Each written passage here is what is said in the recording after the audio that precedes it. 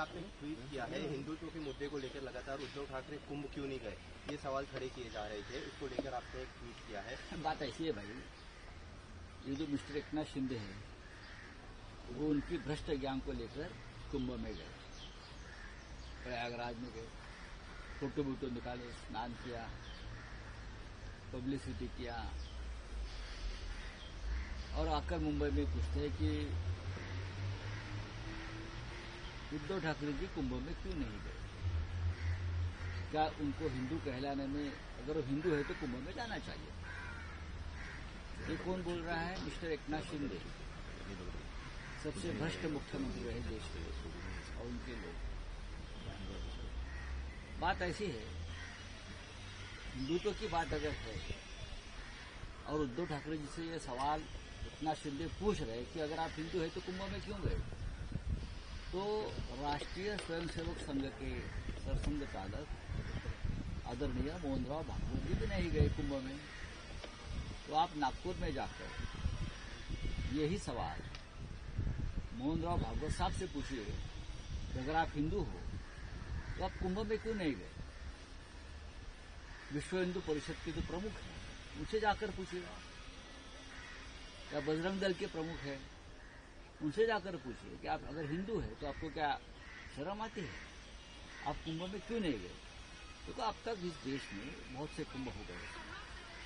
मैंने अब तक ये फोटो नहीं देखा है, चित्र नहीं देखा है कि डॉक्टर हेगडेवार जी, गोवळकर गुरु जी, बाला साहेब देवव्रत जी, रज्जू भैया जी, के सुदर्शन जी, ये सब सरसंघ चालक थे, वो कभी कुंभ में गए और उनकी तस्वीर मैंने देखी है कि वो स्नान कर रहे हैं या कुंभ में जाकर काम कर रहे हैं। तो आप ये बात सिर्फ उद्धव जी को पूछते, तो आप पूछिए ना जाकर।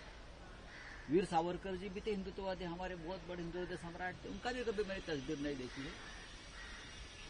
अगर उद्धव जी ही आपका सवाल है, देखिए एकनाथ शिंदे जी को पहले हिंदुत्व का ट्रेनिंग देना चाहिए।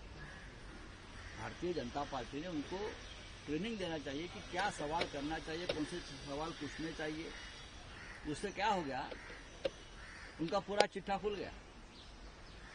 मोहन भागवत जी नहीं गए हैं, देवेंद्र जी गए हैं, लेकिन उनके कितने मंत्री गए मुझे बताइए। कितने, गिरीश महाजन जी हो या नाम नहीं मुझे मालूम, लेकिन कितने मंत्री गए, कितने एमएलए गए, छोड़ दीजिए ना। मैं तो हिंदुत्व के जो सबसे बड़े हमारे शीर्ष पुरुष है आरएसएस के चीफ मोहन भागवत जी के बारे में शिंदे जी को पूछना चाहता हूं कि मोहन भागवत जी, आदरणीय मोहन भागवत जी क्यों नहीं गए। बाद में आप उद्धव ठाकरे जी का सवाल। हम तो देख रहे थे कि जब ये तो सब नकली ढोंगी हिंदुत्ववादी है जो गए ना, वो प्राइम मिनिस्टर की उम्र 73 साल, 73 साल के, कितने साल हो गए, 75 साल हो गए हो रहे हैं। प्रधानमंत्री होने के बाद कुंभ में गए, उसके भी बहुत कुंभ हो गया है, अर्ध कुंभ हो गया है, फिर उधर दूसरे कुंभ हो गए हैं। उससे पहले कभी मोदी जी गए थे कुंभ में। एक पब्लिसिटी स्टंट है ये लोगों का सब। हमको ये सवाल मत करिए हिंदुत्व के बारे में। शिंदे जी, आपको हिंदुत्व के बारे में फिर से ट्रेनिंग लेनी पड़ेगी, क्योंकि आप नकली हिंदुत्व स्वीकार करके हमसे बात कर रहे हैं। हम ओरिजिनल हिंदुत्व वाले लोग। किसका नाम आगे करना चाहेंगे अगर ट्रेनिंग लेना हो एकनाथ शिंदे का, तो किसके नेतृत्व में जो है ट्रेनिंग लेना? अब तो जो उनका ट्रेनिंग चल रहा है वो इस प्रकार से चल रहा है ना, ये झूठ मूठ के हिंदुत्व के बारे में सवाल पूछे, उनको ट्रेनिंग देना चाहिए कि बीजेपी क्या है, आरएसएस क्या है, कौन से सवाल पूछने से कैसे बुमरैंग होता है, क्या होता है। ये कौन से हिंदुत्ववादी है एकनाथ शिंदे जी? हम तो सवाल करते हैं, हमारे स्कूल में पढ़कर वहां गए और पढ़ाई खत्म हो गया। राहुल साहेब, हाच मराठीमध्ये प्रश्न आहे की माजी मुख्यमंत्री एकनाथ शिंदे यांनी प्रश्न उपस्थित केला आहे की उद्धव ठाकरे कुंभमेळ्यात का गेले नाही। तुम्ही या ट्विटच्या माध्यमातून भूमिका व्यक्त केली आहे, काय नेमकं तुम्हाला म्हणायचं? एकनाथ शिंदे यांना भारतीय जनता पक्षाने किंवा अमित शहाकडे जर एखादी कुठली ट्रेनिंग स्कूल असेल हिंदुत्वाची वगैरे, तर त्यांना हिंदुत्वासंदर्भात व्यवस्थित ट्रेनिंग देऊन बोलायला शिकवायला पाहिजे। ते गेले त्यांच्या भ्रष्ट मंत्र्यांच्या टोळीला का आमदारांना घेऊन आंघोळी वगैरे घातल्या, त्यांना कोणता साबण नेला होता मला माहीत नाही, त्यांनी कोणाकडून साबण घेऊन गेले होते साफसफाईला, का अमित शहाने एक वेगळा साबण तयार केलाय वॉशिंग मशीनप्रमाणे. इथे आले होते ते आम्हाला प्रश्न करतात की माननीय उद्धव ठाकरे कुंभला का गेले नाही. त्यांना ते जर हिंदू असतील तर ते कुंभला जायला पाहिजे. कुंभला गेल्यामुळे हिंदुत्व बळकट होतं किंवा काही होतं असं मला वाटत नाही. आमचे अनेक सहकारी जाऊन आले, स्वतः सुनील राऊत जाऊन आले माझे भाऊ. माझा प्रश्न एकनाथ शिंदेना असा आहे, जर उद्धव ठाकरे कुंभला गेले नाहीत म्हणून त्यांचं हिंदुत्व हे संशयाच्या भोवऱ्यात तुम्ही टाकत असाल, तर आपण कुंभला का गेलं नाहीत हिंदू असून, हा प्रश्न एकनाथ शिंदे यांनी आदरणीय सरसंघचालक मोहनरावजी भागवत यांना सुद्धा विचारायला पाहिजे. मी मोहनराव भागवत साहेबांचा कुठलं चित्र किंवा व्हिडिओ पाहिला नाही की ते कुंभला गेले, त्यांनी स्नान करतात कुंभमध्ये, किंवा संघाचे इतर नेते प्रमुख, इतर जे त्यांचे प्रमुख नेते आहेत, सरकार्यवाह असतील वगैरे वगैरे वगैरे वगैरे, मी कोणालाही पाहिलं नाही की जाऊन तिथे आंघोळ करतायत आणि पुण्य प्राप्त करतायत. अशा प्रकारच्या पुण्यप्राप्तीवर त्यांचा हे नसावा, विश्वास नसावा. पण मोहनराव भागवत जर गेले नाहीत, आम्ही मोहनराव भागवतांना फॉलो करतो, मागे सांगितलं, बाकी नकली हिंदुत्व. आमच्यासाठी मोहनराव भागवत सरसंघ चालक, आम्ही त्यांना फॉलो करतो. आमचं ठरलं होतं मोहनराव भागवत जे गेले आंघोळीला की त्यांच्या पाठोपाठ आपण आपला शाही स्नानाचा कार्यक्रम करायचा. पण भागवत साहेबच गेले नाहीत, बाकी मग काय देवेंद्रजी गेले किंवा एकनाथ शिंदे गेले, यांच्या मागे आम्ही जायचो. आमच्यासाठी मोहनराव भागवत आदर्श पुरुष हिंदुत्व आहे. आणि मी माझ्या संपूर्ण आयुष्यामध्ये हेगडेवारजी असतील किंवा गोळवळ गुरुजी असतील, बाळासाहेब देवरजी असतील, रज्जू भैया असतील, सुदर्शनजी असतील, यापैकी कोणालाही कुंभच्या सोहळ्यात जाऊन स्नान करतानाचे छायाचित्र आम्हाला आढळले नाहीत. मी पाहत होतो की आम्ही कशा प्रकारे कुंभमध्ये सहभागी व्हावं. म्हणून मी काही जुना इतिहास टाळण्याचा प्रयत्न केला, म्हणजे कुछ मिला नाही, मला काही सापडलं नाही. त्याच्यामुळे म्हटलं यावेळेला जोपर्यंत मोहनराव भागवत आदरणीय सरसंघ चालक हे प्रयाग तीर्थी जात नाहीत आणि कुंभस्नान करत नाहीत, तोपर्यंत आपण थांबलो पाहिजे, आपण त्यांच्या मार्गाने जायला पाहिजे. ते गेले नाहीत, त्याच्यामुळे आमचा कार्यक्रम होऊ शकला नाही. हे मी तुमच्या माजी मुख्यमंत्र्यांना सांगू इच्छितो. आता आम्हाला प्रश्न विचारण्याआधी तुम्ही कृपा करून नागपूरला जा, एक पत्रकार परिषद घ्या आणि आदरणीय सरसंघ चालकांना विचारा की भागवत साहेब आपण का गेला नाहीत कुंभला, आपण हिंदू आहात, आपण हिंदुत्ववादी संघटनेचे प्रमुख आहात, आपण का गेला नाहीत, हा प्रश्न विचारा आणि मग आमच्याकडे या. राऊत साहेब, माजी मुख्यमंत्री एकनाथ शिंदे यांचा विषयच निघाला आहे, तर आज सामना संपादकीय रोखोकमध्ये जे तुम्ही एक संवाद दिलेला आहे, तोच संवाद घडलाय. अमित शहा आणि एकनाथ शिंदे यांच्यातला जो संवाद आहे, हा खरा संवाद आहे की हा काल्पनिक खरा संवाद? संवाद,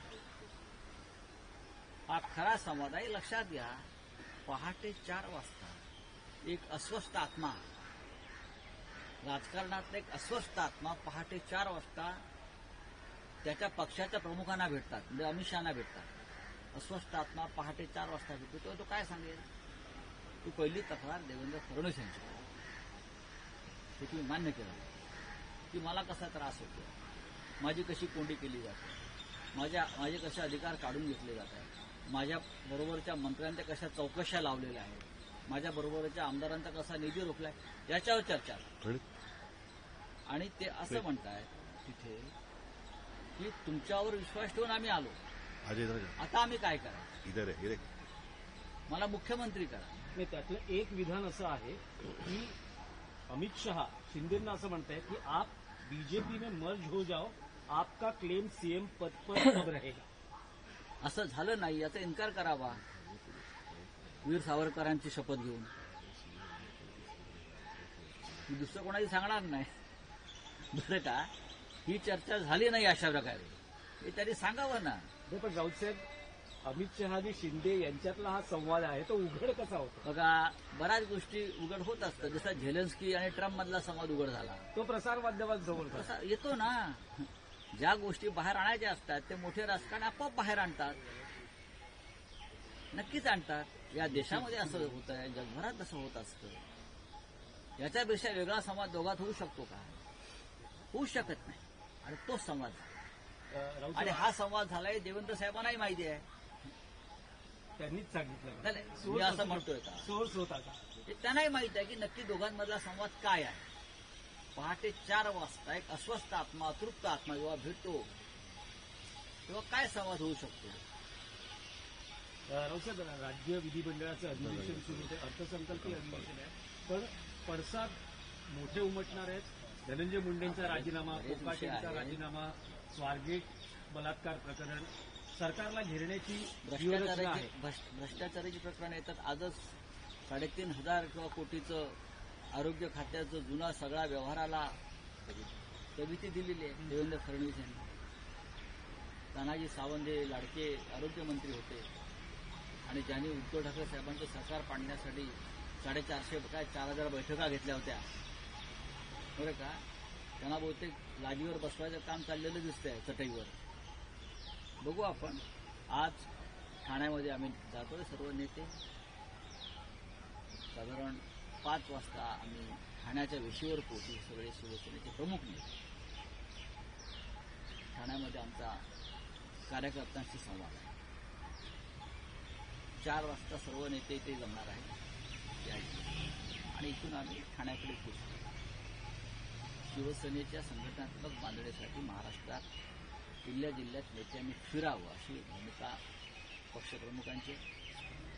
आणि तो आदेश पाळून आम्ही सुरुवात ठाण्यापासून करतो. त्यानंतर आम्ही मीरा भाईंदरला जाऊ, पुढल्या काही काळात मग नवी मुंबईत जाऊ, मग पालघरला जाऊ आणि मग महाराष्ट्रात. राऊत साहेब, पण पुन्हा एकदा राज्य विधिमंडळाच्या अधिवेशनावर येतोय. असं म्हटलं जातं की धनंजय मुंडे यांनी 2 दिवसापूर्वीच आपल्या पदाचा राजीनामा दिला आहे. कदाचित आज उद्या मुख्यमंत्री तो जाहीर करू शकतात. करुणा मुंडे यांनी तसं ट्विटही केलेलं आहे. मला त्याच्याविषयी माहीत नाही, कारण हा पक्षाचा अंतर्गत विषय आहे त्यांच्या. राजीनामा तर द्यावाच लागेल, कारण त्यांच्या जवळच्या माणसाला संतोष देशमुख खून प्रकरणातलं सूत्रधार, मुख्य मास्टर माइंड असल्याचं आरोपपत्रात सांगण्यात आलं.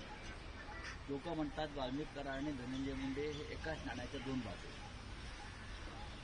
त्याच्यामुळे नैतिकतेच्या दृष्टिकोनातून जर हा राजीनामा मुख्यमंत्र्यांनी घेतला तर विधिमंडळामध्ये नक्की त्याचे पडसाद होईल. माणिकराव कोळकाडे असेल, सुरक्षेचा प्रश्न असेल, अशा अनेक गोष्टी घेऊन विधानसभेमध्ये ह्याच्यावरती मी काय विधिमंडळात नाही, मी विधानसभेत नाही किंवा मी विधान परिषदेत नाही.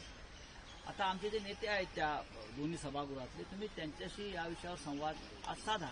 नाही, पण या प्रकरणात तुम्ही म्हणता की तुमचे नेते मांडतील, विरोधी पक्ष नेता यावर शिवसेना युतीची यंदा दावा सांगणार आहे. बघा, 100% सांगणार. शिवसेनेकडे 20चा आकडा आहे. आमचे जे सहकारी आहेत काँग्रेस, राष्ट्रवादी, आम्ही निवडणुका एकत्र लढलो. लक्षात घ्या, आम्ही निवडणुका वेगळ्या लढलो आणि एकत्र आलो असं नाही. तेव्हा आम्ही एकत्र आहोत. त्याच्यामुळे आम्ही साधारण 50च्या पुढे आमचा आकडा आहे आमदारांचा. आणि घटनेनुसार, नियमानुसार विरोधी पक्ष नेतेपद आम्हाला मिळाला पाहिजे. विरोधी पक्ष नेता कोण असेल शिवसेना युतीमध्ये? कारण अजूनही निर्णय झाला आहे. निर्णय झालेला आहे. आता माननीय उद्धवजी उद्यापासून विधिमंडळात आहेत.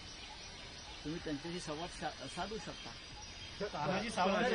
अशा वेळेस विधान परिषदेतलं विरोधी पक्ष नेतेपद काँग्रेसकडे जाऊ शकतं. बघा, हे मी आता कसं काय तुम्हाला सांगतो, त्याच्यावरती मी कसं काय मत व्यक्त करू? पाहू ना आपण काय कसं काय. बोला, काय सर, सामना रोक में अमित शाह और एकनाथ शिंदे का एक कन्वर्सेशन लिखा गया है, जिसमें ये लिखा गया कि अमित शाह ने एकनाथ शिंदे को कहा है कि बीजेपी में विलीन हो जाइए, तब मुख्यमंत्री की जो बात है वो होगी. आपने इस बात का जो रोक टोक में जिक्र किया है, क्या कुछ जो है जानकारी इसमें सामने आई है? कोई जानकारी है ये? सुबह 4 बजे एक अतृप्त आत्मा महाराष्ट्र के राजनीति का उनके हाईकमांड को मिलता है दिल्ली में 4 बजे पुणे में. वो क्यों मिलता है? सबसे पहले मुख्यमंत्री देवेंद्र फडणवीस के बारे में उनकी कुछ शिकायतें कि कैसे मुझे दबाया जा रहा है, कैसे मेरे लोगों को तंग किया जा रहा है, कैसे मेरे लोगों की जांच की जा रही है. और आपने मुझे कहा था कि मुझे मुख्यमंत्री बनाएंगे. चुनाव के बाद भी आपने मुख्यमंत्री बनाया नहीं, तो अमित शाह जी उनको जरूर कहेंगे कि भाई अभी हमारे 125 से ज़्यादा एमएलए तो आपको कैसे बनाएंगे. अगर आपको मुख्यमंत्री बनने का आपका क्लेम करना है अब बाहर की कोई पार्टी का मुख्यमंत्री नहीं बनेगा, इतना हमारे पास बहुमत है। तो आपको पार्टी में मर्ज होना, आपकी जो पार्टी है वो मर्ज करो हमारे में, तो आपका क्लेम रहेगा। ये एक डायलॉग बाहर आया है। तो तानाजी सावंत 3,200 करोड़ का एक और जो है टेंडर है उसको खारिज कर दिया। एकनाथ शिंदे के जो है सहयोगी रहे हैं देवेंद्र फडणवीस की जिस तरीके से एक्शन ले रहे हैं, उसके बाद ये सामने आ रहा है कि एकनाथ शिंदे की ओर से जितने भी इसके पहले टेंडर निकाले गए हैं, उनके सहयोगी की ओर से टेंडर निकाले गए, उसको कहीं ना कहीं खारिज कर दिया गया है। बात टेंडर की नहीं है। मनमुटाव चल रहा है। 2-2.5 साल में पूरे महाराष्ट्र को इस तरह से लूटा था, तो अगर आप देखेंगे तो आप आश्चर्य में, इतना भ्रष्टाचार इस राज्य में कभी नहीं। ब्रिटिशों ने 150 साल में नहीं लूटा था, उतना 2 साल में लूट लिया।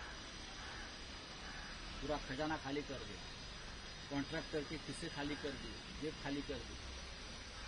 तो अगर मुख्यमंत्री देवेंद्र फडणवीस साफ सफाई की मुहिम कर रहे हैं तो उनका स्वागत करना चाहिए। चलो मणिपुर